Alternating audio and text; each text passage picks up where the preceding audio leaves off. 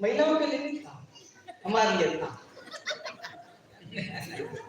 पुरुषों के लिए, घर में पत्नी, बाहर पुलिस, दोनों की राशि भी है। और इन महिलाओं ने क्या क्या बना बना के खिलाया है। ये खाना बना है, ये बेचारे पुरुष बर्तन में। मेरी घरवाली ने भी YouTube पे देख के ऐसे ऐसे व्यंजन बनाना सिखाया, बनाकर खिलाया मेरे को। एक बार भी मेरी हिम्मत नहीं हुई कि ये बोल सको 2 कौड़ी का बना है। तो अभी पिछले दिनों भाई साहब ओरिजिनल किस्सा आप देखना कि हम हाथ से कहां से निकालते हैं। उसको पेट में पथरी निकली, डॉक्टर ने बोला 2.5 लाख का खर्चा आएगा। अब मैं टेंशन में 2.5 लाख 5 तारीख को बोनस तो 22 ही देनी है। फिर मैंने उसको बोला, मैंने तो बिल्कुल चिंता मत कर, तेरे पथरी का ऑपरेशन ही करना है ना, मैं जिंदा हूं अभी, मैं करूंगा। तुम ऑपरेशन कैसे कर सकते हो, ये ऑपरेशन कर सकते हो क्या तुमने कहा ऑपरेशन क्या क्या।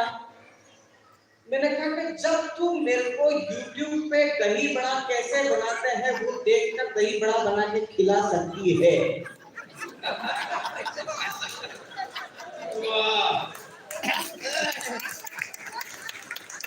तो मैं भी YouTube पे देखकर, क्योंकि जब उसने दही बड़ा बना के खिलाया था ना, तो मेरे को पहली बार मालूम पड़ा था कि दही बड़े में भी गुठली होती है।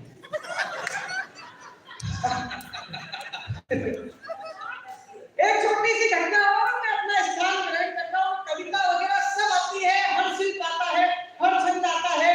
आदरणीय लोकेश जी भाई साहब के चरणों में बैठ के सीखा है और इनको घंटों रात रात भर मेलों में हमने नीचे बैठकर सुना है। कमलेश जी भाई साहब के संचालन से आज भी मोहित और रोमांचित होते हैं। YouTube का जमाना नहीं था, इन लोगों को हमने सीडीओ में और कैसीनो में सुना है। एक छोटी सी बात केवल और केवल आपके हंसी मुस्कान और ठहाकों के लिए। एक फोन पिछले दिनों अफसोस में काटा। मैंने कहा यार ऐसा नहीं होना चाहिए था। तो तुरंत बोली, बोले क्या हो गया। मैंने कहा अकोला वाले उठा दिए ना। बोले हाँ।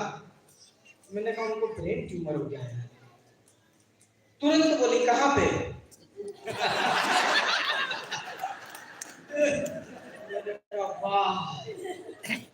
धन्य है तेरे गुरु और धन्य है वो शाला जहां से तूने विद्या अर्जित की है। ये सुनते ही तमतमाती हुई मेरी सांस आई था। और सबसे बड़ा घिसा पिटा डायलॉग मारा। बोले हिमांशु जी जब देखो जब आप मेरी बेटी को ही बोलते रहते हैं, मेरी बेटी को ही बोलते रहते हो। ये तो सीधी सादी है जो सुन लेती है, कोई ऐसी वैसी होती तो। मैं भगवान की तरफ देख के बोलता हूँ कि प्रभु अगर सीधी सादी ऐसी होती है तो ऐसी वैसी कैसी होती होगी। पर मन को समझाने के तरीके हजार। फिर देखता हूँ कि भगवान कम से कम इसमें ये बुद्धि तो नहीं है कि नीलाकरण ले लो या शिलोंग चले जाओ। आदमी कितना भला होता है। सोनम रघुवंशी राजा रघुवंशी को लेकर गई, हनीमून के पहले ही उसको धक्का दे दिया, मार दिया बेचारे को। तो मेरी दीदी से मैंने जब इस बात की चर्चा करी तो बोले क्यों आदमी नहीं कर सकता है क्या। मैंने कहा क्या। बोला आदमी भी तो मार सकता है। मैंने कहा ऐसे तो नहीं मार सकता, वो पहले हनीमून की कार्रवाई पूरी करता है फिर मारता। अगर मारना ही होता तो मैं अपने आप को ऐसे समझा लेता हूँ। फिर मेरी सास बोली, बोले आप क्या बोलते हो, मेरी बेटी का अनपढ़ है, बिना पढ़ी लिखी है, गवार है, इसको क्या ये भी छोटी सी बात नहीं मालूम कि ब्रेन ट्यूमर पेट में होता है। मैंने कहा कि आपकी कोई गलती नहीं है, मेरे को समझ में आ गया जैसी फैक्ट्री है।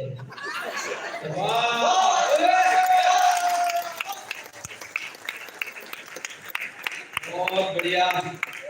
ये भाई हिमांशु।